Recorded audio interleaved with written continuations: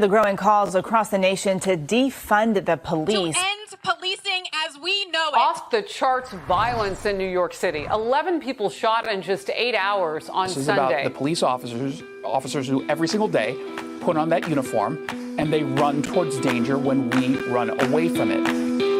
What's up? Giddy up. Welcome to the Failure to Stop podcast, channel, the #1 show where police meets society and culture. Today is St. Patrick's Day. The show's brought to you by GhostBed.com. And man, we're super stoked to be here. It's myself, Eric Tansey, and the easy, breezy, beautiful Drew Breasy, my co-host. Welcome to Failure to Stop Breakdown Friday. Drew, how are you doing? I like that you're wearing green today. Happy St. Patrick's Day. Happy St. Patrick's Day to you. I think I heard an additional leprechaun's voice somewhere in the midst. This is my Rivera and Mora tribute hoodie, but it is green. But it is in tribute to the two officers that were taken from us in New York City a couple of years ago, a year and a half ago, I think it was. Well, that's depressing. Almost well, as it is. I mean, we're going to tell today about sovereign citizens. But hey, happy St. Patrick's Day to those that are still alive. And for those who are fallen, past and present. Guys, if you were just tuning in for the first time, this is your breakdown show. We do 4 shows a week. Drew Breasy just came off of Com Center, which is our Thursday show last night. It was a banger. Really great show. You guys have really stepped it up. Those call-ins are so professional. And that's thanks to you guys in the super chats. Speaking of super chats, if you want to support the show, like Naishkin, our Swedish brethren, our Finnish brethren, I never know which country he really comes from. I think it's Sweden because of all the Swedish chocolate he sends me.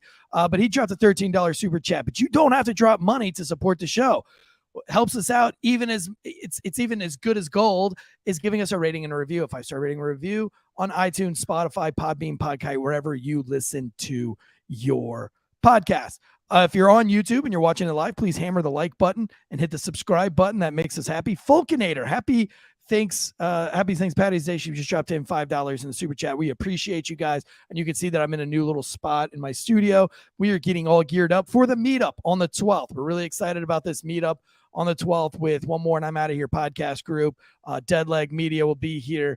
Drew Breasy will be here. We might even have another special guest going to be here. Andrea Upley will be here. Jonathan Bates will be here. So it's just going to be an incredible time. So if you want to come to the meetup just outside of Raleigh, North Carolina at Instill Distilling Company, hit us up on the social media webs. Everybody's staying in the same hotel, it seems like, which is walking distance from everything. We've got people that are being shuttled back and forth from the airports. So if you want to get down on that, all you have to do is message us at Failure to Stop on Instagram. Other than that, do we have any police news before we jump into today's breakdown, which is sovereign citizens and what needs to change? This is on the brink of another sovereign citizen being shot and killed by police in Utah.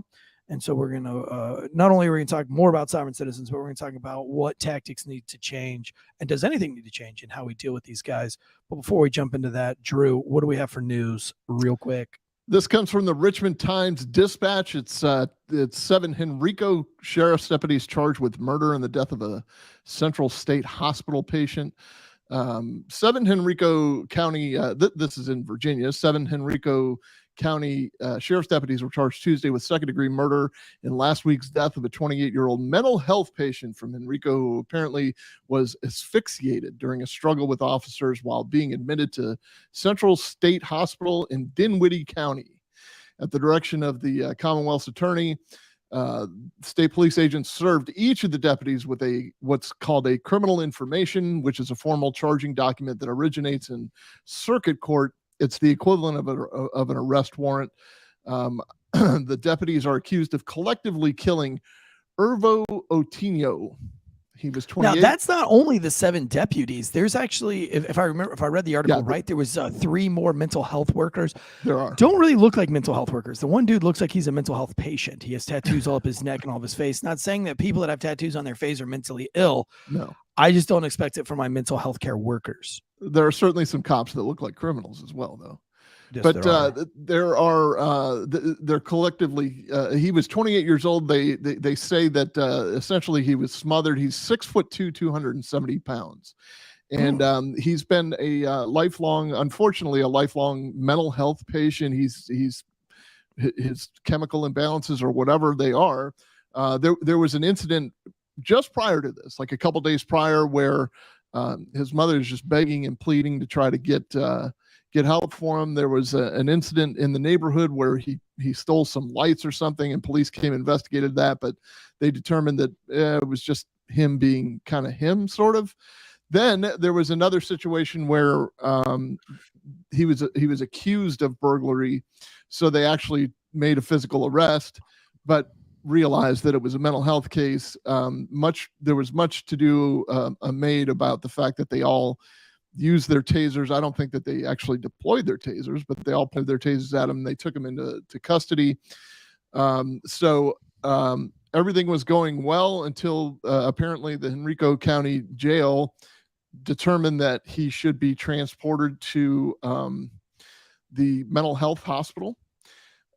So when they did so, he became unruly at the hospital on the gurney, from what I understand. He was experiencing mental distress and became physically aggressive towards officers at the hospital. He was charged with three counts of assault. So he was removed from the jail and brought up to this other facility, at which point he became unruly again. And in the process of subduing him, somehow smothered. Well, yeah, what I read was like the three officers they called for a supervisor and said, hey, like the three of us can't do this. Like we need more. So 4 more officers show up to help. So what it shows me, this guy must have been like extremely combative. Now they haven't released the footage yet. Your buddy Crump, was it Ben Crump? Yeah, is the attorney here. So obviously he's going to blow this out of proportion. I didn't want to break it down today because I want to wait to see the video to see what happened. But it is strange that 3 officers couldn't get, but I mean, this guy's big, 270, 6'1", 270, does, and he's mental. And listen, the mental illness thing here is bipolar and manic is his. So he's not like, he doesn't have like Down syndrome or anything crazy. Like he can be reasoned with. Somebody with bipolar still can be reasoned with. It's still your responsibility to keep your mental health in check. And it's your family's responsibility to keep your mental health in check. I know lots of people who are bipolar, lots of people who are manic, lots of people have these problems, and they're not getting smoked by the police. They're also not, involved in robberies and burglaries and No. I also know plenty of, or I've experienced in my times, plenty of families that have tried to keep the mental health of their child in check, and it's near impossible. The system is not set up for like severe cases, which is what I'm assuming this was. I mean, if they're moving him from a county jail to a state hospital, obviously there's a little bit more to, like, there's not ample room, I wouldn't think, to just any county jail in America is filled with mental health crisis or mental health 100%. patients. So to be this extreme or to be in this category, I think transporting him to a mental health facility probably indicated that he's had either troubles like this in the past, or he's maybe got some deeper rooted. So it's not always the family that's unable to keep them in check. Sometimes it's the person themselves, maybe not taking their medicine or not having the proper medicine, or just, this, even here in Florida under the Baker Act, it's 72 hours maximum. So sometimes you're seen by a mental health professional in 8 or 10 hours or 12 hours, and they're let go because they're deemed not to be a threat to themselves or somebody else because they've stabilized. So the system is definitely not perfect. And as we learn more and more about mental health here, as time goes by, I mean, you can't wholly blame the family. You can't wholly blame the person. We've got to kind of watch and learn. But I've seen enough mental health, and I've been raised, like I lived like very close to a place that had lots of people who had lots of issues. I grew up next to somebody who's severe mental health issues. I don't know if it was severely autistic, to the point where he would forget to put on clothes and go walk around naked. And his parents worked harder than anybody else to make sure that their son was not into trouble, that didn't have these rage fits. I mean, they discipline him just like they would discipline anybody else. If he gets violent, they would be like, don't you do it. Don't you do it. You will, you'll regret this. You'll get a spanking or whatever. I mean, they worked very hard to work with this child. And the kid now is like a genius. He still has to live at home and everything, but he works on computers, and he's a computer genius. That's like his autistic thing. But my point being with the mental health thing, especially in a case like this, is, his parents have an excuse for everything. And at some point you've got to pay the piper. I mean, Yeah. your mental illness, it's your responsibility to keep up with your meds or to keep some kind of a disciplined nature before it impedes on my freedoms and my safety. If this guy's out robbing houses and he's out doing things, I mean, I don't care if you're mental illness or not. Like, don't rob my house. I'll shoot you. You know what I mean? If the meds are working, first of all. Second of all, just to make clear, autism is the autism spectrum is not necessarily a mental health issue. It's a medical issue. It's when you're autistic, it's like mental retardation. You can't lump that in with mental health. It's not a mental health issue. A handicap. It's a physical defect. A mental handicap. Yeah. Are we allowed to say handicap anymore? I don't know. Handicapable. It's handicapable. But my point is that like an autistic kid can be very, like, this kid is was super strong, like freakishly strong. Yes. He could do a lot of damage, but his parents knew that. And so they worked very hard into keeping, like, I mean, he would become like super agitated. You know what I'm talking about? Have to have the headphones on so he doesn't get stimulated in a certain way. But his parents worked very hard to keep him from getting in trouble. And that's what you have to do. And if his parents didn't do that, I mean, this guy could easily be, one of these news stories. So I think sometimes, a lot of, and sadly, a lot of these cases, they don't have a good support system. They don't have the good family. They don't have the right meds. They don't have the right doctors. But at the end of the day, you can only go so far. I mean, it sounds like he had multiple chances to curb his behavior. You know what I mean? Like, you get arrested, you go to jail. He couldn't get it right in the jail, so they ship him to a mental health facility to try to get help there. He still can't even make that work. I mean, at what point, is it not his fault? And when you listen to the family talk, I mean, it's like the kid did nothing wrong. That's why I want to see the video. Yeah, I don't think we're going to see the video. You don't think so? Here's my guess that Ben Crump is going to work to keep the video out of the limelight because it's probably pretty telling. That if there are 7 grown men trying to subdue this guy who's in some type of mental health crisis and he's 6'2" and 270 pounds, you and I both know that's sometimes 2, 3, or 4 people can't contain somebody like this. Like, also in the medical profession, think of the number of assaults or that are unreported, or it's kind of a nationwide problem. People being hit or kicked or punched, and it's hard to subdue somebody that's in that kind of, like, I guess, psychoactive state. I don't even know if that's the right word, but 6'2", 270 is not an easy thing. I don't know how he got smothered. I mean, like, I'm definitely curious to see the video, but if I had to guess, I would say that he's going to try to keep that out because it'll show that 7 people. But at the same time, though, whatever the video did show was enough for them to charge 10 people with second-degree homicide. Well, I think they're going to not charge them in today's society. Like we used to. Like, it's just going to happen because it's just par for course. Well, like probably, and they were charged. But 5 of them are being held without bond. They also charged by information. They were charged, so they were essentially arrested on probable cause, I guess. Like, maybe there wasn't an investigation in law enforcement, but there was an investigation within the DA's office, and they determined that they just direct filed charges with the state, meaning, whereas, like, if there's a close call in Florida, you can write up what you have. You write your report and you write a charging criminal affidavit, and you put it on the state attorney's office to determine whether they're going to make the charge or not. And if they determine that there is probable cause and that they got a shot at proof beyond a reasonable doubt at trial, they will file the information. But the information that they file comes straight from their office. This skipped a whole step, and curiously, this also skipped the grand jury. So what they were, I think, concerned about is the timing of this, and probably they wanted to remove the officers from their positions at the jail because it's now like a public safety issue, like for the inmates.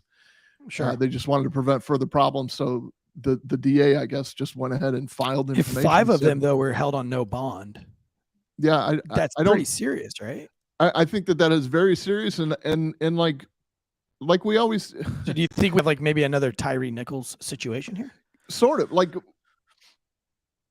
even with Derek Chauvin, like, don't listen. Nobody, if you're about to misconstrue me as defending Derek Chauvin, go fuck yourself. But I'm going to tell you this: everybody that says the criminal justice system is broken because so and so got charged with murder and he was found guilty and he got sent away for 2 years and he did his probation and blah blah blah and 10 years of probation, and somehow that's an injustice.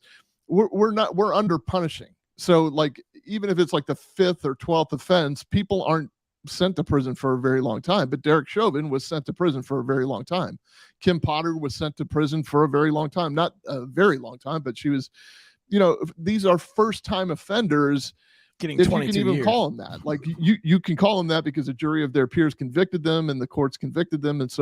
And as such, they're sent to prison. But they're not first-time offenders. I mean, they are first-time offenders. Just like these people here in this case, they're first-time offenders. If you want to call them murderers by information, I kind of think that's a shame, but go for it. And if you can prove that beyond a reasonable doubt, go for it. I think, the Freddie Gray trial should, or the Freddie Gray situation should tell you otherwise. But they're first-time offenders. So like, well, if they were really gang members or thugs, they would get a bond for sure. They would get a bond. We push this cashless bail and we push all these initiatives. Like, if you got the money, then you won't have to do the time and blah blah blah. But when it comes to, you're right, when it comes to charging an officer or whatever, all of a sudden it's no bond and they're a threat to society. Right. Even the Tyree Nichols guy's got a bond. Right. So. Well, and it's interesting in this one is that they cannot bring race into it, because I think there was only, out of the 10, there's only like 2 white guys. So, and I think that's another reason why this is not making massive headline news right now. Could be. But I will break it down with you whenever the videotape does come out, or we're able to see the videotape.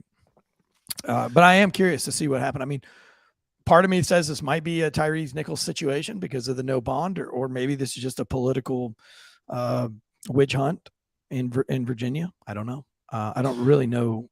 There's not really a lot out about the case. I know what the mom said, and I can already tell you what kind of guy Otieno was just based on his mom's attitude in the news release. I can already tell that she's probably and just like the mom in the sovereign citizen case, I think the mom is going to be a little bit guilty here as well. I'm more talking, or I'm more thinking towards the officers being a threat to society. I mean, right. That's fucking garbage. Like if they were vigilant, or if they were just killers, they're mental health serial killers. That's what I mean. You're going to have to break into a mental health hospital. You're going to have to find a guy in a gurney. You know what I mean? Like, it's just, it's not consistent. Like, I don't see that they're threats to society. They may have threats against them, but that's kind of on them to go hide somewhere. But being a threat to society because you killed somebody in the course of your job, in the course of your, now, I mean, maybe the video does say something otherwise, right? But and let's you ready to jump into today's case? Oh yeah, go for it. We'll have to find out what happens with these mental health serial killers shortly. I'm sure we'll get some more news on that in the next coming weeks or days. Sure. But right now we have World War III, so like that's just top news. One more piece of breaking news before we jump into the sovereign citizen thing. We have possibly a new show coming to the channel. As you guys know, I like comedy. I like comedy a lot. I've been doing some stand-up comedy for like the last 2 years. You ugly. You are gay. But we want to make some of these shows a little bit more serious, especially Night Shift. Night Shift is going to go to more of like an investigative journalist style. Andrea is wanting to really pursue a serious career in podcasting, so we want to give her that opportunity. And so Night Shift is not going to change too much, except it's just going to be less funny. And our breakdowns, of course, are always pretty serious. And then my news with on Thursdays is always pretty serious. But Monday, is just a comedy show with myself and a real comedian. He was a law enforcement officer who left the job after, I don't know, over 10 years, I think, to become a comedian. And I've actually opened up at a comedy show that he put on. And so we are doing a very off-the-cuff style show on Mondays where he and I are going to comedically break down police news all around the world and make fun of people and just be full comedy. I'll get it all out of my system on Monday nights. It will be a live show Monday nights at 7:30 p.m. It'll end at 8:30, right in time for Monday Night Football. But it'll be very comedy heavy, and we'll have written skits out for that. And then the rest of the week will be more, these serious style breakdowns and things like that. So if you're excited about the show, we are going to do a practice episode for our paid members only on YouTube. It will not go to podcast this week, but for a special perk to our paid members, you are going to get to see the very first episode Monday night live at 7:30 on the YouTubes if you're one of our paid members. So if you want to put that on your schedule and see how that first episode goes, nobody else will get to see it. They might see some clips or some reels from it, but you guys will get the very first taste of it. So that's the rest of the news that I have. Spread your wings, my friend. Exercise those comedy muscles that you have. As weak as they are, you probably want to strengthen them. Yes. So, and that's what we're doing here at the network. We're trying to grow this whole thing as a channel and be all encompassing. And everybody on this team is really making a serious effort on this. We're investing a lot of money into this. People are getting new cameras. We're getting new studio setups. So every time you guys super chat, anytime you guys sign up to be a paid member, all of this helps us grow as a channel and become more professional and get more professional podcasters and stuff in here. So you're getting to grow as we do, Wolfpack, and we appreciate it. Let's dive into today's topic, which is sovereign citizens and what needs to change. Are you familiar with this story at all? Yeah. The Chase, he sounds like a quarterback, Chase Allen. Is that what you're talking about? Yes, I am talking about Chase Allen. Chase Allen, and actually there was a football player named Chase Allen, played for the Chicago Bears, by the way. Okay, so is he this kid was a law student, but he could be a football player. He could be a up and coming country star, like a Morgan Wallen, Chase Allen, Bill. Yeah, you know what I mean. A NASCAR driver. He could be a NASCAR driver, like born with a great story, like his parents named him Chase because and then all of a sudden he's chasing, like it's a great documentary. Yeah, Chase Allen. Chase Allen could also be a command. So if Allen is running, I would look at you, Eric, and say Chase Allen. It's a different perspective that I didn't see coming. I didn't see that coming. And you're not going to see what's coming in this story either. But Chase Allen, well, let's just dive into it. Let's dive into the video. I'm going to play the video for you guys, and we're just going to talk a lot about this. So hold on to your seats because we're going to debate here in just a minute. Here we go. On your vehicle. I don't need your registration and I don't answer questions. Alrighty. Davis, Fox 21, can you have a couple more heading my way? Is this back window roll down? Why do you need to know that? I just want to make sure that you're the only one in the vehicle. So here's the deal, man. I'm stopping you because there's no registration on your vehicle, and I'm requesting your identification. Okay? You are detained at this time, and you are not free to leave. Are you going to provide me your identification? I don't answer questions. Okay, so I'm going to take that as a no, that you're not going to provide me your identification. Is that the route we're going? Or would you like to provide your identification to me, and we can have a conversation, we can discuss the laws that you're breaking, and then we can go from there. If you want my identification, you will be under duress, and you accept surety and trusteeship over it. Meaning you will be responsible for any debts that you are trying to incur here. Okay, so I'm not trying to incur any debts or anything. I'm trying to investigate why your vehicle doesn't have any registration. 1692, you are trying to incur a debt and legal action for something that is not allowed. Okay. And under So, Title 18, Section 245, traveling is a federally protected activity. Okay. I understand what you're saying. I understand what you're saying. And what I'm telling you is that you do not have an option to identify yourself. I do. You are lawfully required to identify yourself. So you can provide your identification to me and we can have a conversation about the laws that you've broken, or you can fail to identify it to me and we can go that route too. I'm perfectly okay with either way you want to go, but the direction that this encounter goes is 100% in your hands. Sir, Utah Code, United States Code, Okay. is a corporate policy Okay. in which you have to be contracted and to be required to follow it. Unless you Okay. can provide me a contract with my wet ink signature on it saying that I'm required to follow it, Okay. then there is So no do you way want I'm obligated to to identify yourself to me, or do you want to go a different route?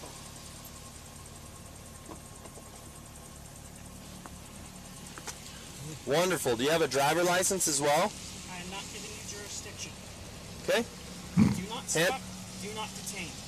You are not allowed to stop me. Let me see that. On your list I saying didn't that see you're what you allowed just to- tried to show me. Can you show that to me again? What's this? This is a passport. It says, do not stay up, do not detain. And if you go on the first page, Okay. Says it right there. the United States hereby requests all who may it concern Okay. to permit the citizens Here's what I'm telling you. of the United States named herein Here's what I'm telling you. without delay or hindrance. Okay. You are Will you hand that to me so I can read it?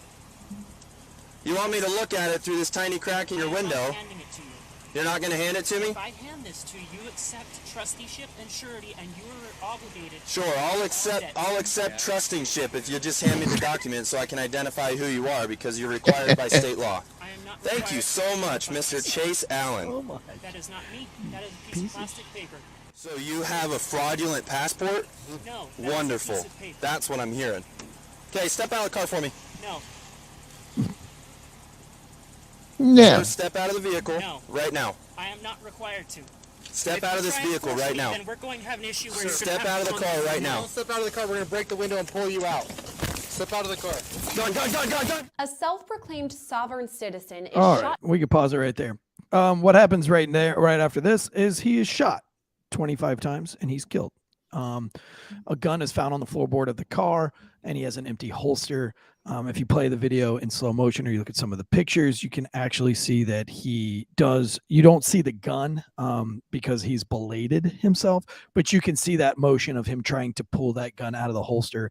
And being that the gun is on the floor, you can kind of put it all together that he drew the gun and was shot and blasted and he dropped the gun down on the floorboard.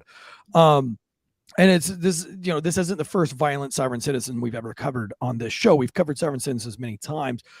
And if you don't know what a sovereign citizen is, you can go back and listen to some of those other episodes where we break down sovereign citizens in whole. But today, I want to talk about what needs to change and how we need to deal with it, because when you read this story, it's not just the story of a sovereign citizen getting shot and killed by police. Part of the story you're missing is almost exactly 1 year earlier, his mother was pulled over by police for having a fictitious plate as well. Those of you know, fictitious plates is one of the big signs that they're a sovereign citizen. You can see a picture on This the is the interwebs. actual plate, supposedly, Right. of Right. what he was displaying. What funny thing is you can buy that flag, which is the vertical stripes versus the horizontal stripes. It's the sovereign citizen flag. It's kind of a newer flag that they've been showing off. You can buy that on Amazon. You cannot buy a rebel flag, but you can buy a sovereign citizen flags. I don't know how many Confederate rebel flag people have shot and killed police, but I would have to guess that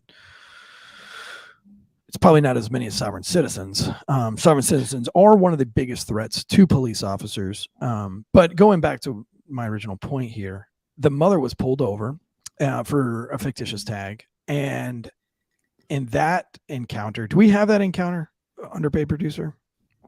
I sent it to you on the second text message.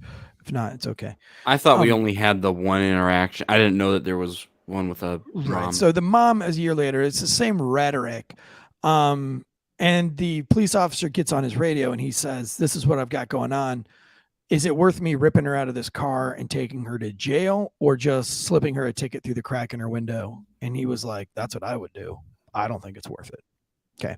So a year earlier, it's not worth ripping her out of the car. Let's give her a ticket. A year later, her son gets pulled over and he deems that it's worth ripping this kid out of the car, which ends up in his loss of life.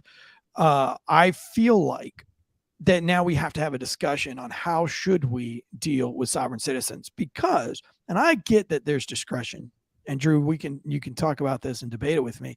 I like the discretion, right? But if we allow the mother to get away with that behavior, do you think that she's not going to go tell her son that she received that kind of treatment? We know as law enforcement officers that in most situations, if somebody refuses to give you their identification, you're ripping that ass out of the car. No ifs, ands, or buts about it. If this was a black male with dreads and gang colors on, he would be ripped out of that car. But because it was a white woman and she's a sovereign citizen, and maybe the cop just didn't want to deal with it. Maybe he was having a bad day. I don't know what made him not rip her out of the car and just to give her a ticket. Just like I don't know what caused this cop to say, fuck it, dude, we'll go down this road all day long. I'll rip your ass out of the car. And we've been in those moods, right, Drew? You've been in both of those moods. Yeah, I'm in right? one Like of those sometimes moods I'm right like, now. fuck this bitch is getting out of the car. And some days I'm like, man, I'm not gonna do this. Perhaps it's not based in race. Perhaps it's based in the optics of race and of sex and age. Like in the example you use, where a black male with dreads and in his mid-20s, and then this kid who's in his mid-20s, they should know better, or they're able to defend themselves a little bit better. But if there's body camera that captures you ripping a middle-aged woman out of a car, it's going to look 1,000 times worse. And so the slippery slope of all of these is every single traffic stop is different. They're like snowflakes anyway. Like, if you look at the chemical compound under a microscope, every single one has slightly different nuance to it.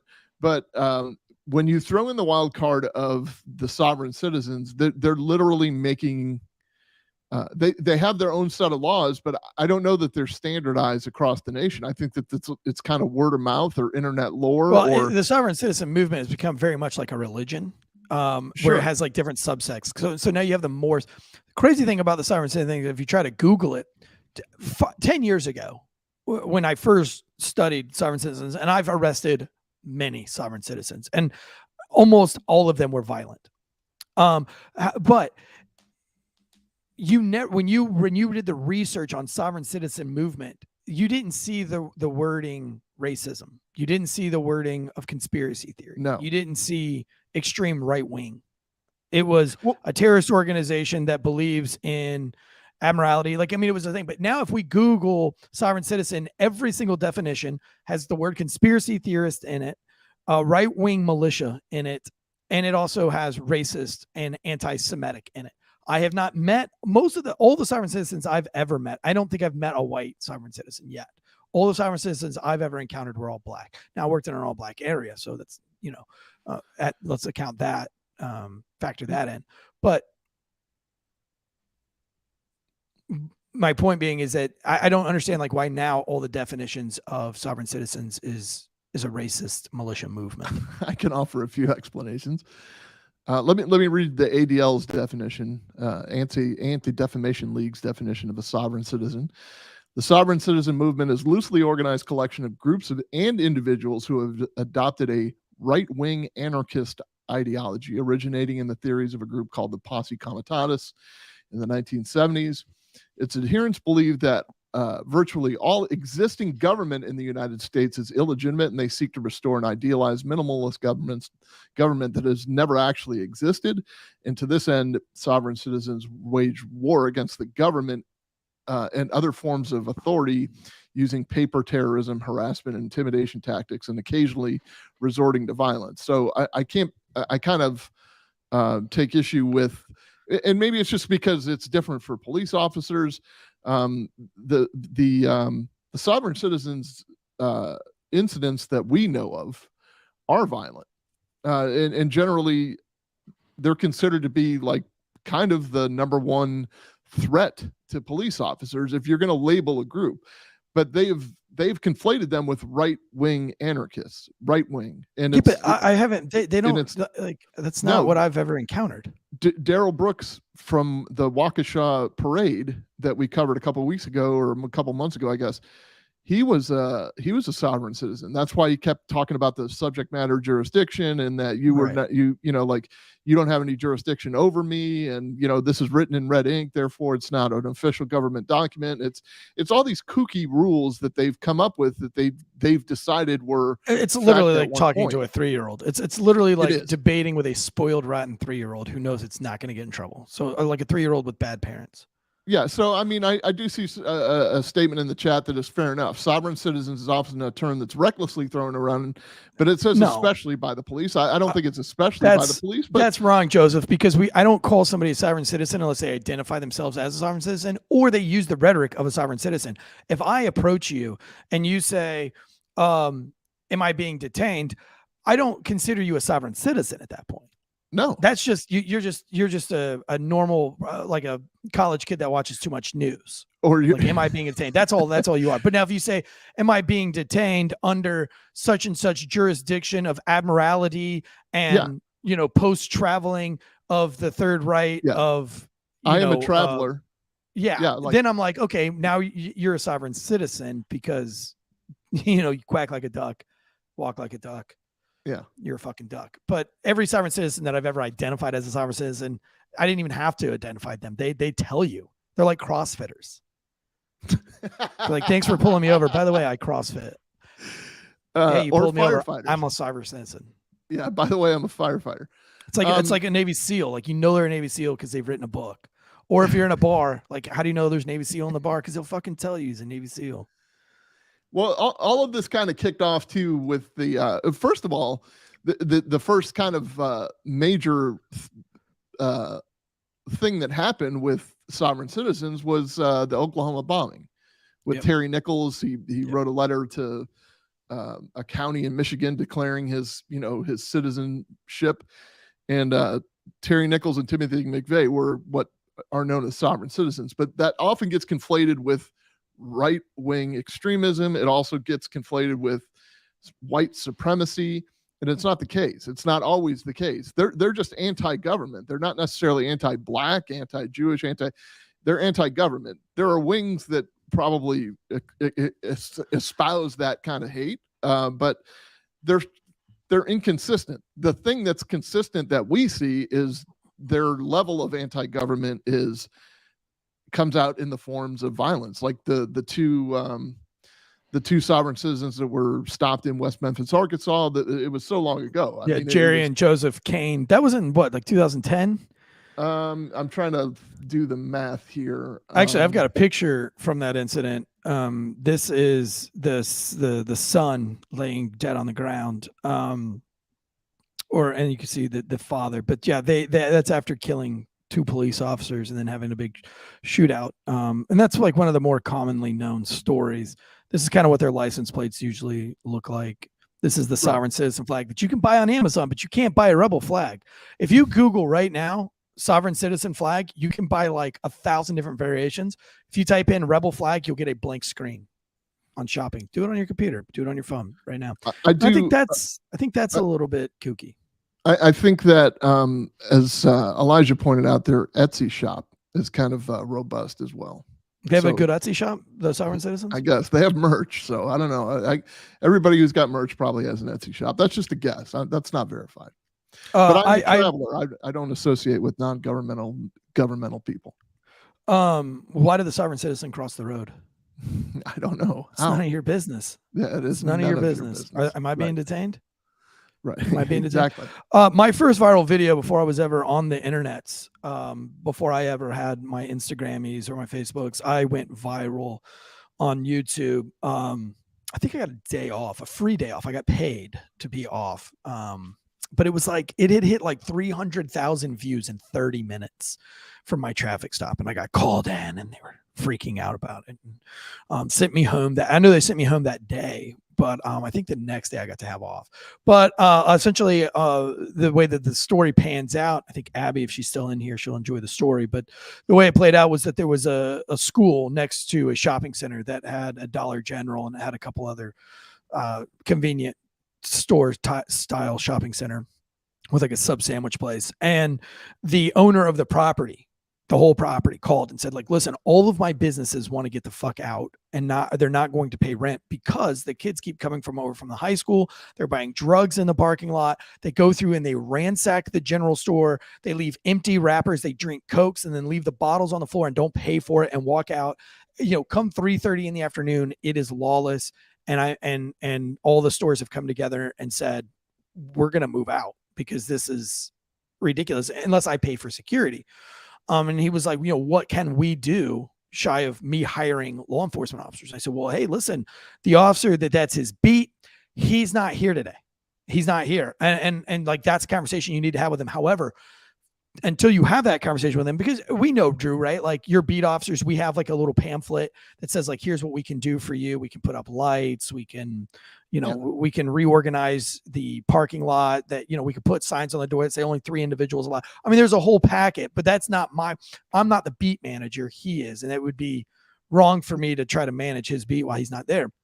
So I said, most agencies have some type of crime prevention department, division, whatever, and they practice that crime prevention through environmental design, which is kind of what you're talking about, the signs and the moving the hedges so that people can't cut through, and pulling the posters out of the windows so that you can see in, and all the things. But that goes on that beat officer, and sometimes, especially the jurisdiction I worked in, if you kind of encroached on somebody else's beat and you try to manage their beat, they might get a little bit offended or upset.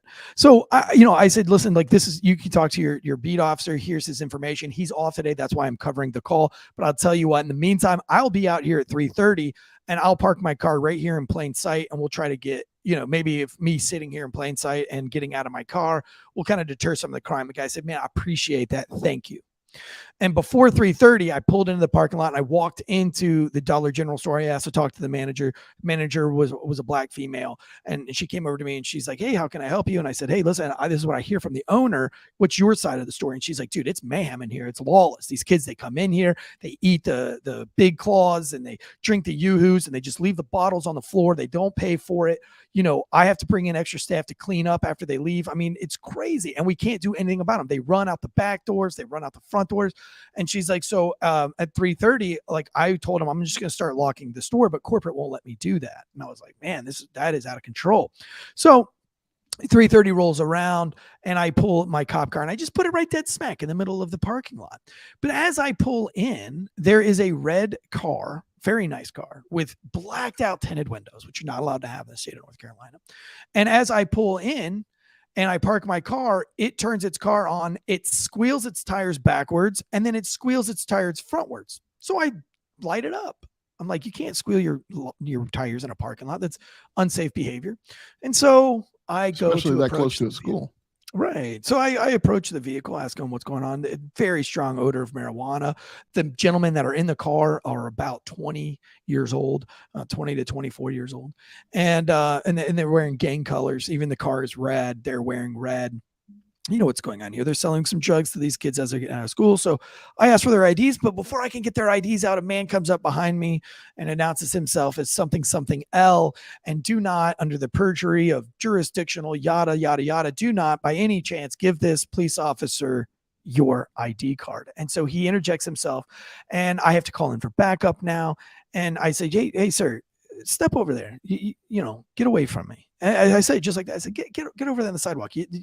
This is not your traffic stop. And right now you're impeding me from doing my traffic stop. And he's like, I can film you if I want to. I said, you absolutely can film me 100%, but you can't film me right this close. You have to get out of my personal space so that I can conduct a traffic stop safely. And also you can't stand behind me while you video me. You need to stand to the side or in front because I need to be able to see you because I identify you as a threat. And then of course we had the argument, so if I'm standing behind you in McDonald's, I'm a threat. I'm like, no, we're not in McDonald's. Can't change the facts. Change the facts, change the outcome, right? The facts are that I'm in a parking lot and you're videotaping me and you're giving these people unlawful commands and yada. So he ends up he refuses to move around and to step. I only asked him to step 2 arms lengths away from me, which is not unreasonable. And the courts found it reasonable that I asked the guy to do that. And so long story short, I end up arresting him and the other 2 people because he will not stop. He will not stop videoing me. He will not stop interjecting into and he's confused these 2 20-year-olds. They don't know what to do. They're like, wait a minute, he's talking about private property and I don't have jurisdiction. And so they're like, yeah, do you have a warrant? I'm like, sir, I don't need a warrant. I have probable cause. And he's like, he does not have probable cause. You know how it goes, right? Yes. So anyway, everybody gets arrested. Now the court trial was great because it lasted for like 3 years. And in the courts, they tried to deem me as what is it when you lie in court? What is it perjury? Perjury. Right? Yeah. I mean, perjury is lying in an official proceeding, but and then like what happens to a cop when he lies in court? He gets there's Brady and giglioed. You get giglioed, meaning there's a ruling that says you can't be untruthful, and if you are, they have to disclose that in every future. So you'll lose every case. You can't, once you get giglioed, you cannot be a cop anymore. Essentially, you can never do your job. You'll never be able to arrest somebody ever again because you've been giglioed. You've lied on the stand. So during the thing, they asked if the gentleman ever stepped away from me when I told him to. I said, no, he did not. And he said, so never once did he back off of you? And I said, no. And he said, how many commands did you give him? I said, several commands before I arrested him. He says, well, how many times did my defendant back up? I said, none. He never backed up. And that's why he got arrested. And he's like, so you're going to tell the courts right now that he never backed up? And he said, okay, well, at this time, we would like to place a giglio on this officer. He's lied before the courts. And the judge is like, jury, leave. He's like, approach. You can't do this in front of the jury. Like, where are you going with this? Like, you can't just do that in front of the jury. It confuses the jury. So they bring the jury back in and they show the tape. Now, you know how when a bad guy, he sways back and forth, he moves up, moves back, does this. Every time he moved back, he had a clicker in his hand. And he would click. He moved back. He moved back. He moved back. He moved back. So then he said that I should be held in contempt of court and that the trial should be over. And again, they excused the jury, called us to the front. And he was like, look, that's schematics. You can't, we're not going to do that either. At the end of the day, I won the trial. But in short, that's how sovereign citizens deflate the system, which actually sucked because the two 20-year-olds in the car probably would not have gone to jail that day. Yeah, he talked them into jail. I was never going to arrest them because my concern was being a presence. And if I take somebody to jail before 3:30, I cannot be a presence. So I had gotten there at like 3:15. Here's the age-old debate. Joseph again says, hold on, he shouldn't have had to stop videoing. It may be annoying, but it's constitutional. And that's I never told him to stop videoing. I never told him to stop videoing. What I told him is we're not talking about videoing. He could not video from behind me. Yes. And by behind me, we were in a parking lot. So we're within arm's length. It's a very tight parking lot. It's not like a vast Walmart parking lot. We're talking about a car on one side and a car on the other side, and that's it. So when the car's in the middle, it's literally my back, him, and then another vehicle. So there's no way for me to escape if he wants to attack me, or they can attack me from both sides. Now, I don't know this guy, and I don't know the players in the car, but I know the players in the car appear to be gang members from the colors of what they're representing, right? And then this guy is definitely throwing out the sovereign citizen vibes. So now I feel threatened. All I asked was that he went to the hood of the car so that I could see passenger, driver, and I can see and I can see him. And that's so I don't get shot and killed. Yes. And maybe I should have shown a video here. But it also does the like, I know Florida has it. I'm sure North Carolina has it. It's just, you're impeding the investigation. You're taking time away from my investigation by your conduct or your behavior. No one's telling you not to film. I'm telling you not to film where you're standing. If you can be within my eyesight where I don't feel that you're a threat, film away.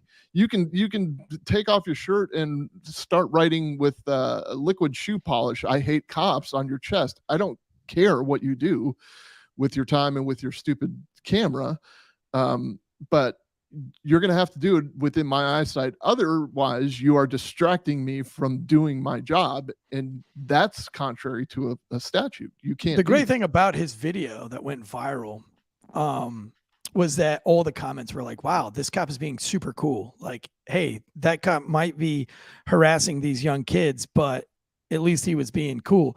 Because of my rhetoric, because I don't care. I was very much like this cop. I was like, yeah, look, dude, you want to film me? That's fine. Nobody's saying you can't find me. And he's like, am I being detained? I'm like, shut the fuck up, dude. Like, we're not being detained. Like, I'm telling you, you can fucking film me. You just got to stand right here. And he's like, I can travel where I want to travel and blah, blah, blah. And I have free range. I'm like, yeah, absolutely, dude. And I was like, but I'm not going to conduct this traffic stop with you standing right behind me. And if I can't conduct this traffic stop, then that means you're resisting, delaying, and obstructing my traffic stop, which means I'm going to arrest you for RDO. And then I'm going to have to deal with them, separately. And it just didn't, it never went down. And so I ended up just having to arrest him. But the problem is when I arrested him, the other two boys, they wanted to pipe up. And so they started getting out of their car. And I told them to get back into their car or they were going to go to jail. And they didn't listen. They tried to get out of the car because they wanted to run because they had drugs in the car. And I ended up getting the drugs out of the car and everybody. Which is further prima facie evidence, I think, of your exact point. You're not only impeding my investigation, you're now inciting them to do things that they wouldn't normally do if you weren't here. I mean, he has the First Amendment right to yell, hey, you don't have to talk to them and do all that other stuff. But you're causing them to do action. I think, in my opinion, you're forcing them into an action that they wouldn't otherwise engage in, or activity they wouldn't otherwise engage in. And that just goes to your point. You're completely impeding this investigation. You're getting in my way of doing my job. It's just very simple. These guys would probably be going home by now. And you would be fucking off like you should be. Well, and the crazy part about it was that because I made the arrest and I had to then go to the jail with everybody, never once had that building been tagged. That afternoon, it was tagged by a gang member on the side of the building, the whole building. I mean, we're talking 20 feet long tag, big, giant, in your face gang tag, which said, okay, you want to bring the cops out here and sit in the parking lot and start shit? Then we're going to start shit.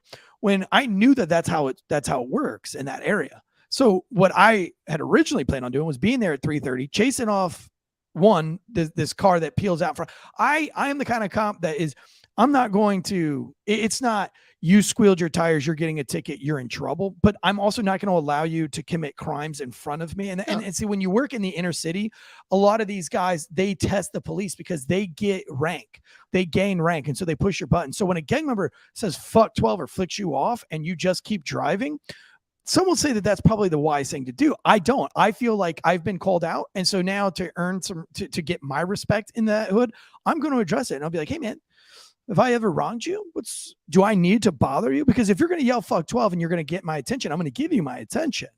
And then they're going to keep walking. And I'll be like, hey, you can keep walking, but you know what? I'm going to sit here on the street and you could think all your friends around here. I say, hey guys, homeboy over here, he wanted me to come and sit because he yelled for me. So you guys can thank him for the rest of the afternoon. I got 4 more cops coming. We're all going to sit right here. So if you guys are going to go deal drugs, you're going to have to do it down the street because thanks to him who wanted to get my attention. But you have my attention. Your voice has been heard today. You're welcome. But I always made a point to make sure that I call you out for your misbehavior. I didn't write tickets. I didn't harass you. I didn't pat you down. But I'll make a scene if you want a scene. And so when you squeal your tires in front of me deliberately as a fuck you to me, well, I'm going to. What do you want me to do?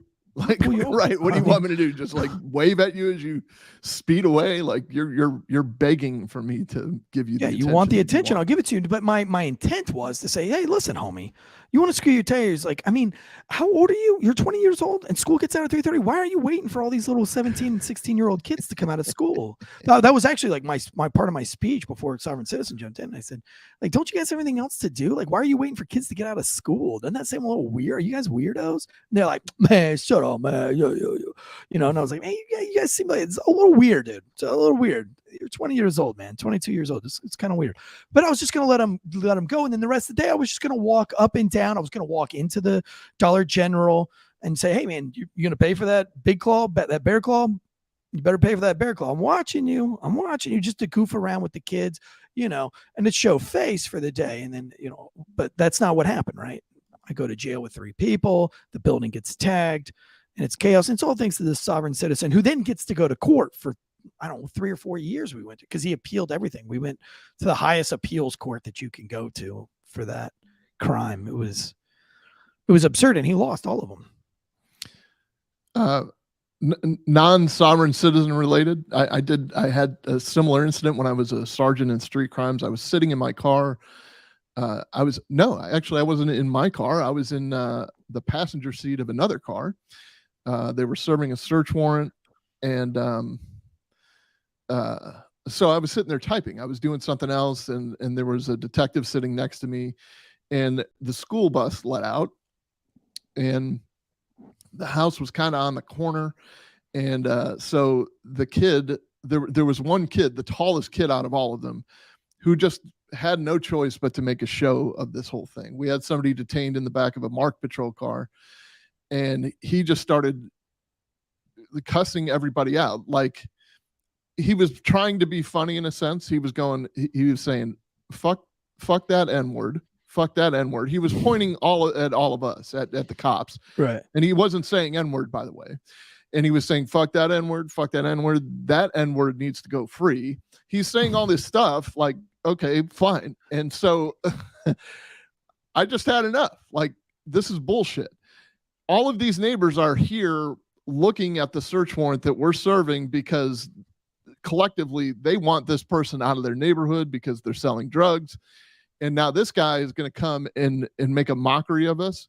So I'm like, you know what? Fuck this. I got out of the car, and of course the detective next to me was like, oh my God, here we go. Did not want this to happen.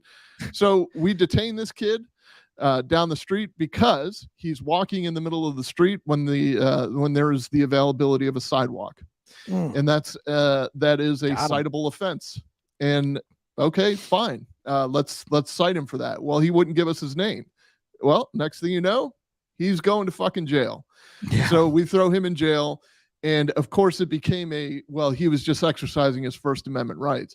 Aha, he was. Yeah, go for it. You can say fuck that N-word and point to the police, and you can say free that N-word all you want. But if you want to engage in that behavior and you want to play that game, there's another side to that game. And there's an obscure statute that says you got to be walking on a fucking sidewalk. And it led to his so now arrest. Now you can't do that. You can't you can't, they call those retaliative laws or whatever, which is absolutely bullshit, because now you just have to sit there and take it. So where's my freedom as a cop? Like, why don't I have the freedom to go to work and not be harassed? I can tell you the judge in this case did not give a shit about retaliation. He didn't give a shit about any of that. He heard my testimony. He heard exactly what I said. And he was like, and tell me what he said. And I said, well, he said, fuck that N-word. And he goes, no, is that what he said? So I had to say it in open court. Well, I've used the N-word in court 1,000 times. Right. It's always like crazy and cringe, but like you have to do it. Like they don't allow you to say N-word. You have to use the actual word. Right. So at the defense table is the kid is like just completely embarrassed now. His mom is behind him, sinking in her seat. And so I leave. I give my testimony and I leave. And the assistant state attorney came out and said the fucking judge hammered him. Now he was a juvenile. He wasn't getting, but he got his 21 days or whatever. But he fucking hammered him because I always say, like, you want to play games, then games we shall play. Yeah, that's it. Like play. It's two can play at that game. So the sovereign citizens are a little bit different because they take a different turn. They use that paper terrorism where they file liens on your house, and which is now against the law. They've made that a law in most states that you can't do that now. But I want to get to the point of the show now, whereas what do we need to do? Because we have a mom who acted the same way as her son, her son's dead because she's an idiot. Jordan Peterson just gave a really great speech to a woman who is pansexual parent. I don't even know what pansexual means, but she's a pansexual parent. And when they asked Jordan Peterson about it, Jordan Peterson brought in math, and he says, like the whole Freudian concept of like moms with mental illness, like not letting their kids grow up and nursing their kids until they're like 6 years old, or over momming them and becoming, an overprotective parent and everything like that. And he's got a diagnosis for that. And he talks about like how many of those are in the world versus how many truly pansexual people are in the world. So he's like, is it more reasonable to believe that the mom suffers from mental illness, and that's why her kids are quote unquote pansexual, and she's put her ideology onto her kids and created that monster in them? Or is it more likely that they were literally born with like two fucked up chromosomes and whatever? It was, and I enjoyed his speech. It was very well delivered. But I kind of think about it in this case too. Was her son really a sovereign citizen, or was mom just batshit crazy and her batshit craziness bled down onto her kids? So it's just like, the baseball dad that's just too much baseball and burns their kids out, or the football dad or the soccer dad, whatever. I don't know if that plays into it, but my point is that the mom was treated completely differently, and she's still alive. So what tactics do we have as police officers? What tactics are out there on how we actually deal with these sovereign citizens? And why isn't there a tactic? Why is it just a bulletin about how bad they are and how vicious they are? Why don't we have doctrine to deal with them? We have doctrine, Drew, on chasing, right? We know that police car chases have a high probability of leading to something catastrophic. Somebody gets killed. Innocent person gets killed, or cop gets injured. So we have a new policy on how we deal with police pursuits and police-related pursuits. But if the probability is so high of getting hurt when dealing with sovereign citizens, we still deal with them the same way we deal with everybody else. Why is there no different protocol? Well, don't you think? Well, I think in any. Well, John says be smarter than them and don't get sucked in. That's not possible, because you can't do your job without getting sucked in. I can't tell homeboy to video me. I can't just. That's not getting sucked in. I am not going to allow a sovereign citizen to have my back. And we've watched sovereign citizens kill cops. In a sense, they didn't argue in this traffic stop. They employed ask, tell, make, which is very commonly taught, ATM. So they asked him, they told him, now they're going to make him. And when they made him get out of the car, he reached for a gun. He made the conscious decision to reach for a gun, which was recovered on the floorboard. So I don't know that they did engage in the debate. They just, no, I don't think they did. I don't think they appeased him by any sense. I mean, I do think, it probably doesn't look good in your favor when you say things like, okay, so now you're telling me this is a fake passport, and like, that's not what he's saying. But at the same time, like, you got to have an answer. You know what I mean? Like, but I think, well, I mean, like a cop is talking off the cuff too. I don't think a lot of people understand that when you have a tinted window, I don't know about you, but I hate approaching a car with tinted windows. Sometimes I would not pull a car over because I didn't want to deal with the tinted window. I am so afraid of getting blasted through a tinted window. It's not even funny. It's like a lion fear. So this cop probably feels the same way I do. That's why he wants that back window down, and homeboy's not going to do it. And homeboy also had a gun. So the cop was not wrong in all of his feelings, his little spidey senses. Like, that cop was completely in the right to wanting that back window down. And I think this cop was super professional. And I'd love to talk to this guy. Like, this is a cop's cop. I like this guy a lot. I like his attitude. I like his verbiage. I liked how we dealt with the cop. But you're going off the cuff. Like, you're having an off the cuff conversation that's fueled by emotions, fueled by fear, and all these other outlying sources. So, it's hard to Monday morning quarterback on somebody's behavior. And if you're just a naturally sarcastic human being, as I am, it's when somebody says some bullshit about your, that's not a passport. That's just a cardboard outline. That's paper inside of cardboard. And so the cop's like, oh, is that, so you're saying this is a fake passport? Yeah. And that kid's point, stupid law student, that kid's point is, that's not me. That's a piece of paper. So he's like, it's that stupid argument that Daryl Brooks kept making. Like, you're not trying me. You're trying my identity. Like, like they're somehow separated, and they're not. And so, I mean, I can see where John's saying, like, don't indulge in that argument, because you shouldn't. Like, he's trying to tell him, though, like, no, this is who you're representing yourself as. You just handed me this passport. The picture's you. And he's like, no, that's not me. That's just a piece of plastic.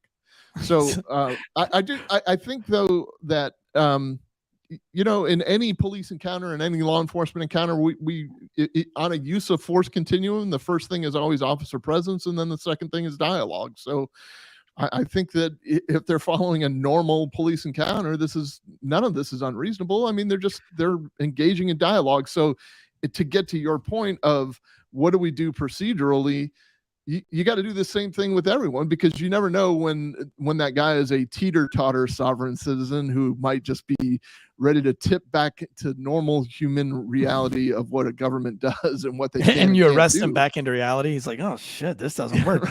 But but that's my thing is, so it's like when you encounter that mom and they let her go, when he took the high road, as I read in one of the articles, that they may have taken the high road. Maybe this is what their attorney said. I read it somewhere, but that these officers looked at is it worth it or not, and that begs the question. And when you do that, it empowers citizens to say, well, yeah, you're right. why didn't, if these cops would have just slipped the ticket through the window, this kid would still be alive. He didn't need to die that day, but he was willing to die for his ideology and his belief, although his ideologies and beliefs are conspiracy theories and racist rhetoric. So now we're going to defend a racist, but the hypocrisy here is crazy. Yeah.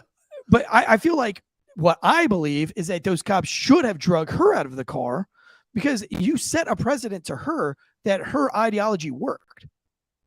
Because now she's empowered by it. And she probably told her son, oh, I got him. Oh, I got him with the, I'm a traveler. They knew about it, honey. They knew they couldn't mess with mama. So they put the ticket through the window. And guess what? We're going to go to court. We're going to fight this out for the next 3 years. They have no jurisdiction on me. And he's like, yeah, fuck yeah, mom. Those cops knew what's up. They can't fuck with you. The judge doesn't want to lien on his house. So the judge is going to dismiss the ticket. Yeah. So like we need a policy that says if they identify themselves as a sovereign citizen, then you're identifying yourself as a terrorist. Is there a rule? Like if you're like an identified terrorist, don't we put you on like a watch list, go through a whole rigmarole?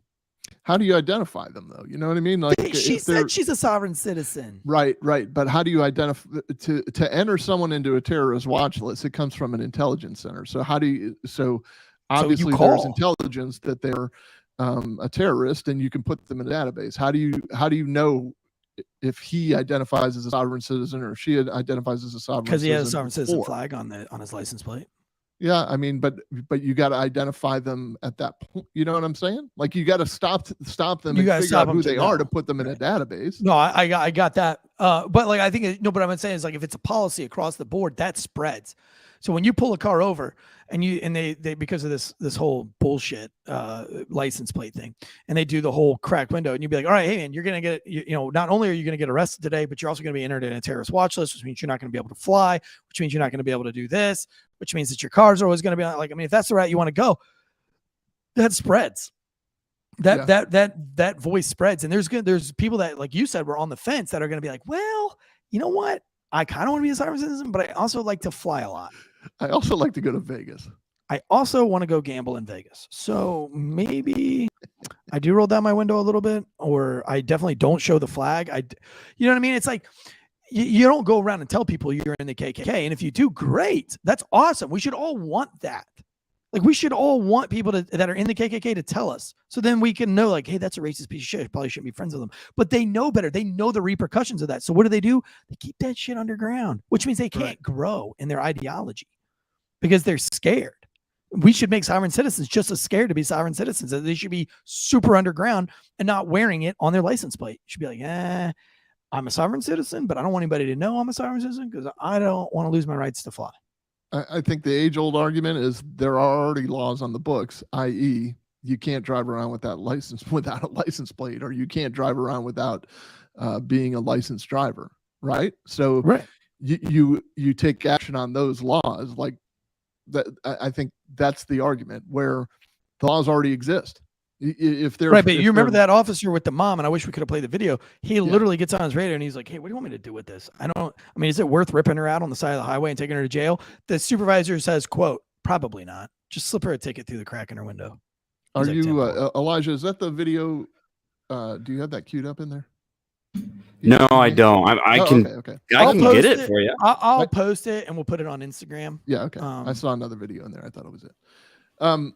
Yeah, right. I do get that that this is the problem that double standards create, but I'm resorting to my initial argument. The optics of ripping a 50-year-old lady out of the car or a 40-year-old lady out of the car because she has a fake license plate versus a 22-year-old kid or a 25-year-old kid who I strongly disagree. I think everybody should be treated the same every time. And because if you don't, then precedents like this, I think her son would still be alive had mom got ripped out of the car. That's possible. I think I think if mom got ripped out of the car, she'd call her son and say, they put me in jail and yada, yada, yada. And just maybe that kid would be like, I don't want that to happen to me. So when it comes down there, I'm going to resist, but I'm not going to resist to the point to where they get ripped out of the car. Because I know I'm going to get ripped out of the car. But in this case, he thinks he's not going to get ripped out of that fucking car. Yeah, I'm not disagreeing with that whatsoever, but however, I think he felt that he was being threatened. You see what I'm saying? So if she were ripped out of the car, wouldn't it lend more to the fact that he was like, well, I'm going to defend myself if they ever fucking do that? But at least he's, yeah. I mean, I don't know. We won't know because mom didn't get ripped out of the car. Mom got set free, Yeah. And calls her chaos. But this shooting, I mean, there's a slew of newspaper articles and things like that. But don't get caught in the weeds about it being a racist organization. I've not met a racist sovereign citizen yet. They're anti-government. It's not. They're just anti-government. They're not anti-Jewish. They're not anti-black. They're not anti. And conspiracy theorists. That is, you would not have seen conspiracy theorists in any of these articles 10 years ago. You wouldn't have seen it.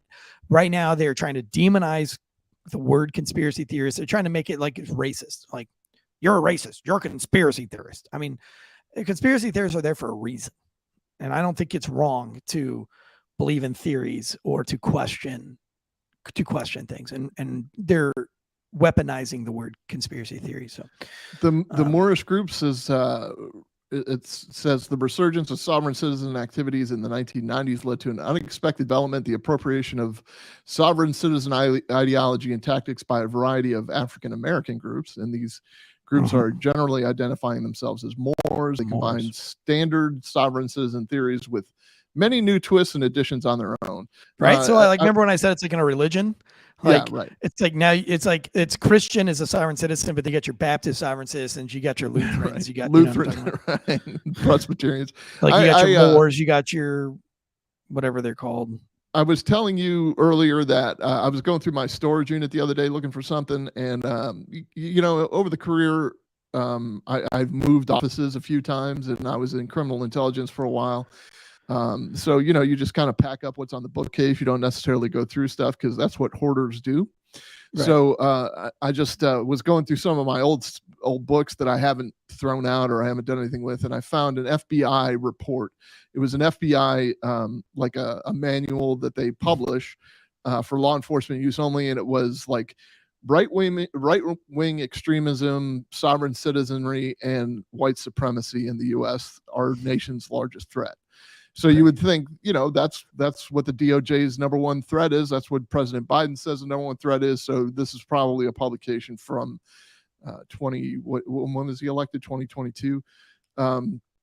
No, this was from like 2009, 2012. It was during the Obama administration. It seems that, and I'm not accusing anybody of anything, and I'm not a government separatist myself, so don't think this, but it seems that the words white supremacy seem to come up when Democrats are in control. And if they truly were the number one threat, why aren't we attacking the number one threat? Why aren't we going after? Well, they did. Not a buddy of mine, but my kids go to a homeschool group, and there's a family that was a part of a militia, but they were more of like a pro-military. They were just like kind of military. He was a Navy vet, but I think he always wanted to be like in the Army.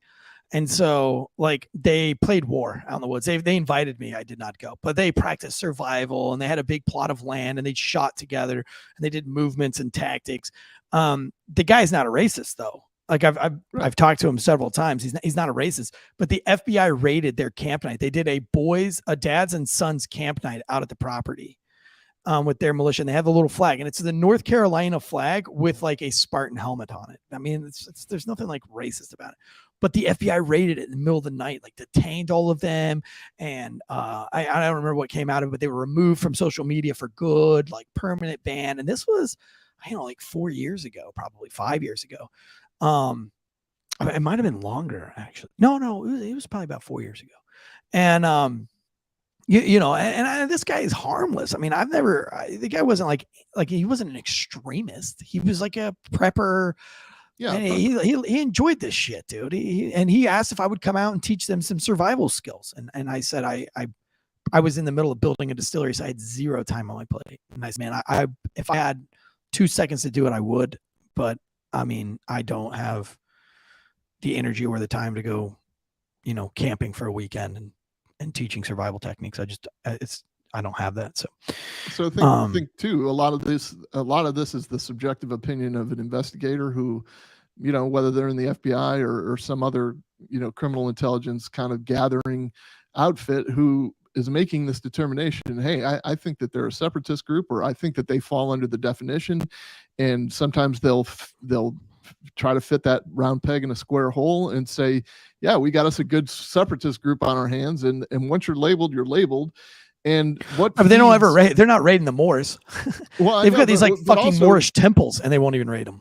What greater argument for the other side of the coin? What greater argument for the separatists to say, this is why I want to get away from you people. I'm no threat to you or anybody else or the government. I just want to be prepared in case the apocalypse comes. I happen to believe that Jon Stewart is an alien, and he is the leader of comedy aliens, and they are going to come invade me and throw mediocre political jokes at me and make me laugh. So I want to prepare myself for that. Like, does that make me a government separatist, or does that make me a threat to society?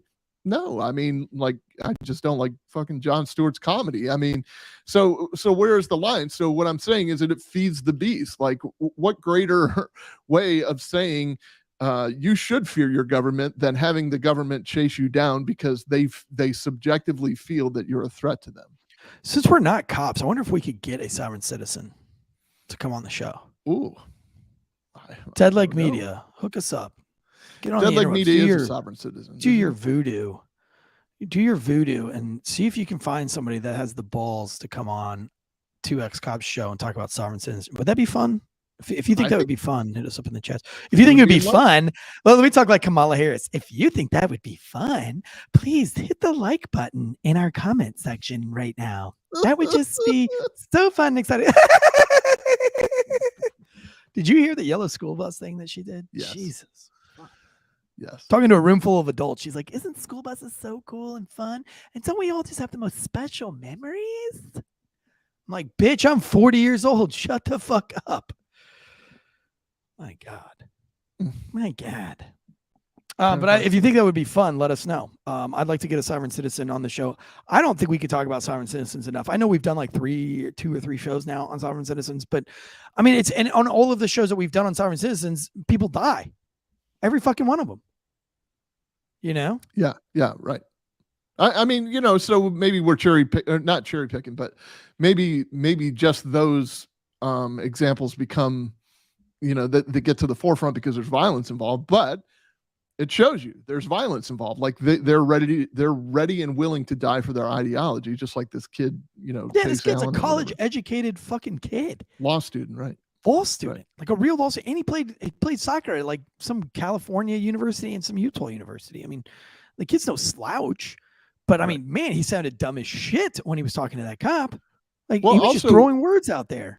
But also, what kind of law student are you if you kind of like, you're like, no, I'm a traveler. Like, I don't need an actual license plate. What fucking who are you going to defend if you're in law school? That's why college is so mute these days.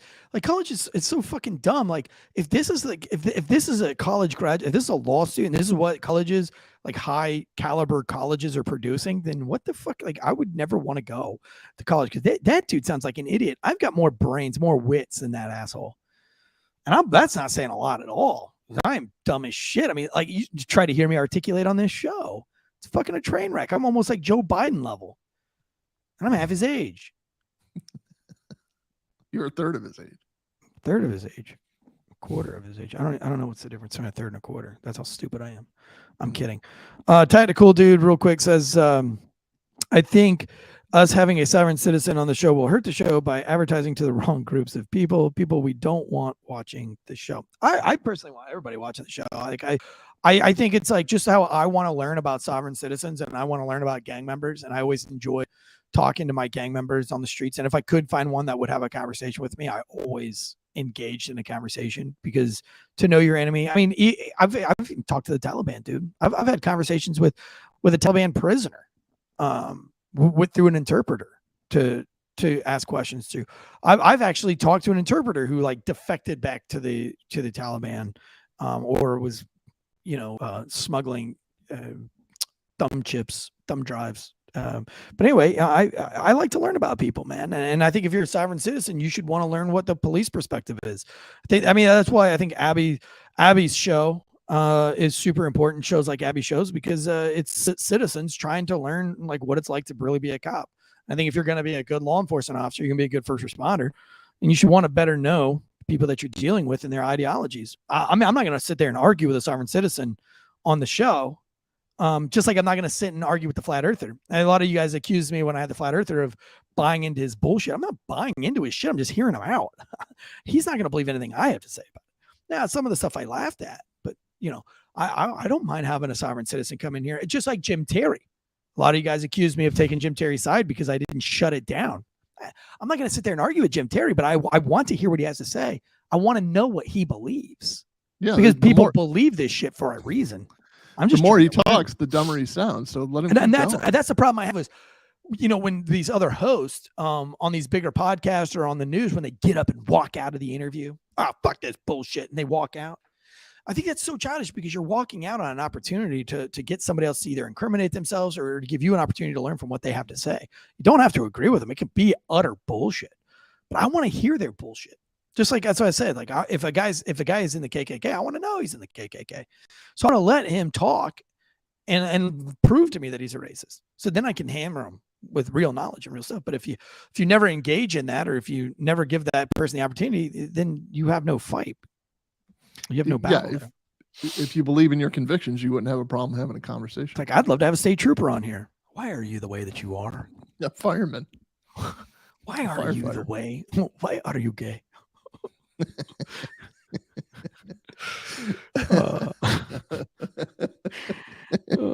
Anyway, let me adjust the chats before we get out of here. Tactical dude, thank you so much. Will Cray was the winner of the last call giveaway. You're not gay. Never gets old, ever. You can play that at my funeral. Abby Ellsworth, thanks for being in the chats. You ugly. You ugly. You get a card. I'm done. I'm out. Goodbye, guys. From